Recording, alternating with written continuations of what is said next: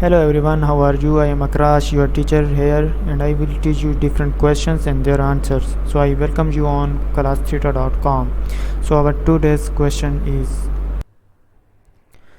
the center of gravity of a 3 kilogram irregular object is shown in figure 1. You need to move the center of gravity 1.80 centimeter to the left by gluing on a 1.90 kilogram mass, which will then be considered as part of the object. Part A: where should the center of gravity of this additional mass be located? Express your answer with the appropriate units. Templates: symbol, undo, redo, fedet. Keyboard shortcuts help. D is equal to 5.81 centimeter to the left of the original center of gravity.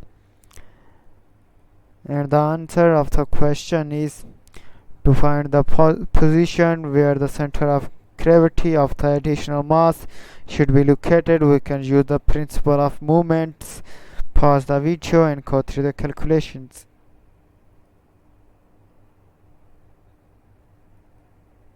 Thank you for watching the video. If you have any question related to this video, please post a comment below. If you have any question in your mind, you can also post on the website and I will be answering you in the next video. Thank you for engaging with us. Until next video, bye bye.